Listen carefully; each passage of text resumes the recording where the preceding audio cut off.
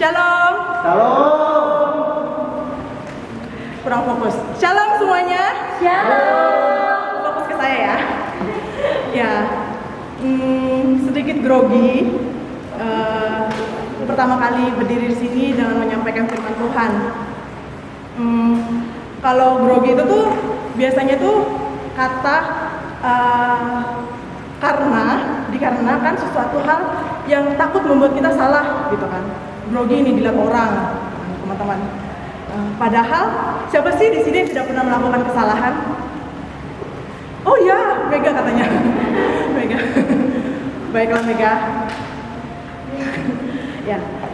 Atau apa yang kita lakukan terkhusus kita sebagai orang-orang percaya jika kita melihat orang lain melakukan kesalahan. Saya rasa di dunia ini tidak ada ya orang yang tidak melakukan kesalahan. Bos saya tuh biasanya, bos saya dulu kalau kami melakukan kesalahan dia tuh bisa mengeluarkan kebun binatang yang besar itu tuh bisa dikeluarkan dalam mulutnya yang kecil. Bayangkan mulut yang kecil itu tuh bisa mengatakan kebun binatang yang besar.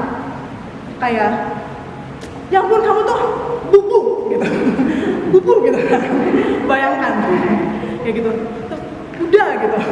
Bisa keluar dari mulut yang kecil itu gitu. Heran ya. Tapi seperti yang saya bilang tadi, siapa sih yang tidak pernah melakukan kesalahan gitu? Seperti saya gitu, takut melakukan kesalahan di tempat ini. Ucapan-ucapan yang saya katakan tuh takut gitu. Terus apakah harus mengatakan hal-hal buruk kepada orang yang melakukan kesalahan? Ya, terkadang kita melakukan hal seperti itu ya teman-teman.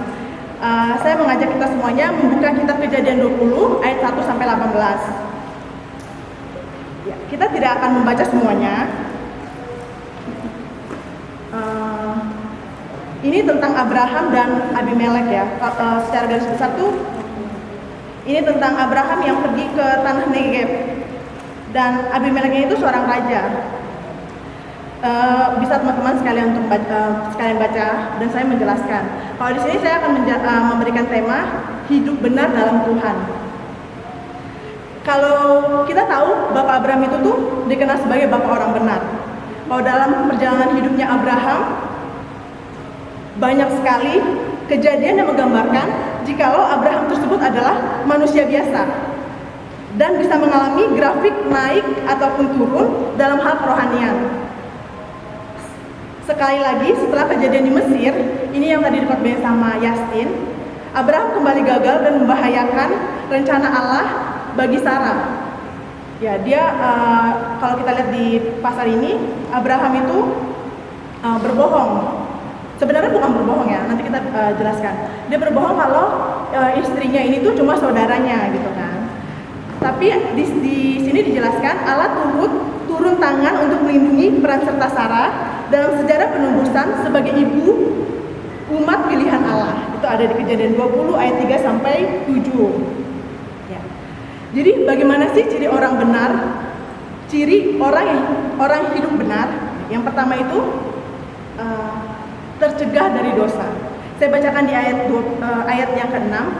Lalu berfirmanlah Allah kepadanya dalam mimpi, aku tahu juga bahwa engkau telah melakukan hal itu dengan hati yang tulus, maka aku pun telah mencegah engkau untuk berbuat dosa.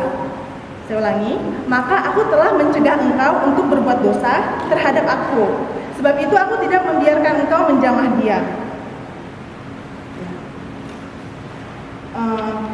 Dalam kisah ini diceritakan bahwa bagaimana Tuhan berkuasa mencegah Raja Abimelek ini melakukan dosa.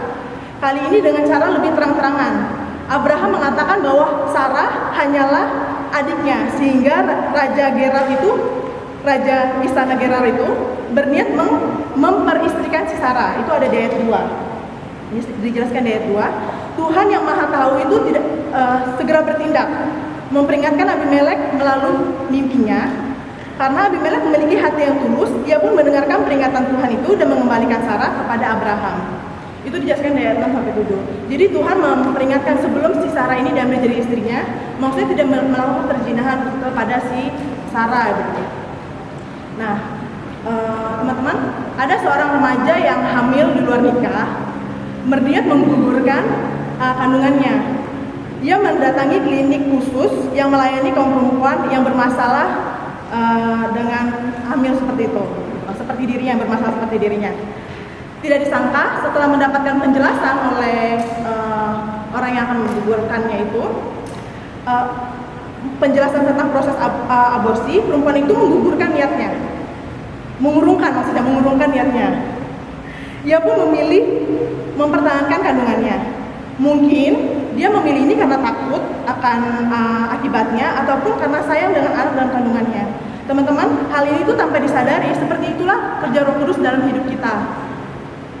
Kita mungkin pernah mengalami hal yang serupa, yaitu Roh Kudus mencegah kita ketika kita nyaris berbuat dosa.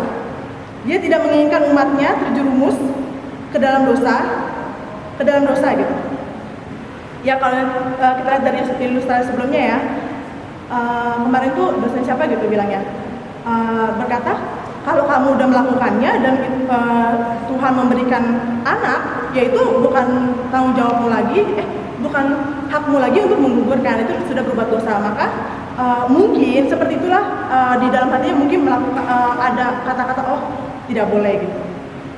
Seperti itu kerja Roh Kudus gitu maksud saya.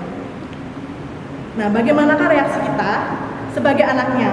Kita dapat belajar mengembangkan kepekaan untuk mendengarkan suaranya Tuhan dan menaati kehendaknya. Dia melatih kita untuk memilih perbuatan yang benar dan berguna bagi kesejahteraan hidup kita. Kita patutlah bersyukur kepada Tuhan atas penjagaannya terhadap hidup kita sehingga kita terhindar dari berbuat dosa. Itu yang pertama. Yang kedua, bagaimana ciri orang hidup benar?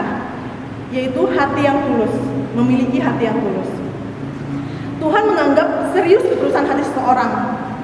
Kita dapat belajar akan hal ini dari kisah Abimelek yang berniat mengambil Sarah sebagai istrinya. Ini saya akan menjelaskan. Abimelek mendengar pengakuan Abraham dan Sarah bahwa mereka hanyalah saudara, bukan suami istri. Tapi sebenarnya itu sebagian itu tidak salah ya teman-teman. Jadi Sarah itu tuh anak dari ayah kandungnya, betul. Tapi dari ibu yang lain, jadi kayak saudara tiri gitu. Tapi kalau dulu bisa, nggak tahu kalau sekarang mungkin tidak bisa ya. Dan saudara tiri, dan kemudian Sarah diambil menjadi istrinya. Itu kejadiannya seperti itu. Tapi salahnya si Abraham ini, dia berkata kalau si Sarahnya ini tuh cuma saudaranya. Betul saudaranya, tapi dia juga istrinya begitu. Dan ini sudah Abraham lakukan kedua kalinya. Kisah ini sudah diceritakan oleh firman Tuhan dari Yastin. Yang pertama, nah ketika Allah hendak menegurkan lewat mimpi Abimelek pun berkata bahwa semuanya ia lakukan dengan hati yang tulus. Ada di ayat yang ke-6 juga, dia bilang hal itu dengan hati yang tulus. Aku tahu juga bahwa engkau telah melakukan hal itu dengan hati yang tulus. Dijelaskan, tidak ada niat sama sekali dalam diri Abimelek untuk mengambil istri orang. Walaupun dia sebagai raja, dia tuh bisa mengambil istri orang seperti itu, punya kekuasaan penuh gitu. Dan ketulusan hatinya Abimelek inilah yang dihargai oleh Tuhan. Sehingga Allah menemui Abimelek sebelum ia menjamah si Sarah. Ketulusan Abimelek membuat Allah mencegahnya berbuat dosa, tindakan yang dapat mendatangkan hukuman atas seluruh negerinya, bangsanya. Ya, teman-teman, dalam sebuah ibadah penghiburan, mengenang kepergian seorang istri hamba Tuhan yang sudah senior, ada seorang pengkhotbah yang tahu atau kenal kepada si almarhumah ini dan berkata dan memberikan kesaksian. Ini cerita yang sebenarnya ya teman-teman. Ini kisah yang sebenarnya. Beliau hidup dengan penuh ketulusan, ibarat ikan seperti tanpa tulang. Saya melihat beliau tidak pernah berniat jahat atau bersikap buruk terhadap sesamanya. Itu kata pengkhotbah waktu dia berkhotbah di ibadah penghiburan itu. Nah, ini merupakan kesaksian tentang hidup berkualitas oleh orang yang sudah meninggal itu, dan menjadi kesaksian hidup bagi orang-orang yang melihatnya gitu. Ketulusan hati bukanlah perkara mudah untuk dilakukan. Ketulusan hati juga tidak dihasilkan dalam semalam. Dibutuhkan waktu dan serangkaian peristiwa kehidupan untuk melatih kita menjadi pribadi yang tulus terhadap sesama. Seperti si Abimelek ini yang tulus. Dan makanya dikatakan di sini ketulusan hatinya itu dihargai oleh Allah. Jadi mari kita belajar seperti Abimelek. Terima kasih. Saya jadi ya, lanjut ya. Ya, kita belajar seperti Abimelek, hidup dalam ketulusan di hadapan Allah. Yang ketiga, yang terakhir, bagaimana ciri orang hidup benar? Bagaimana ciri orang hidup benar? Yaitu Tuhan memulihkan hidup orang yang taat akan perintahnya, sehingga dia hidup dengan benar. Hidup benar. Nah, di ayat 17 sampai 18, ini ayat yang terakhir dikatakan, lalu Abraham berdoa kepada Allah, dan Allah menyembuhkan Abimelek dan istrinya dan budak-budaknya perempuan, sehingga mereka melahirkan anak. Sebab tadinya Tuhan telah menutup kandungan setiap perempuan di istana Abimelek karena Sarah, istri Abraham itu. Jadi dampaknya kalau si Abimelek ini, tadinya tuh dampaknya itu dia mendapatkan kutukan di bangsanya ini, yaitu tidak ada keturunan di bangsanya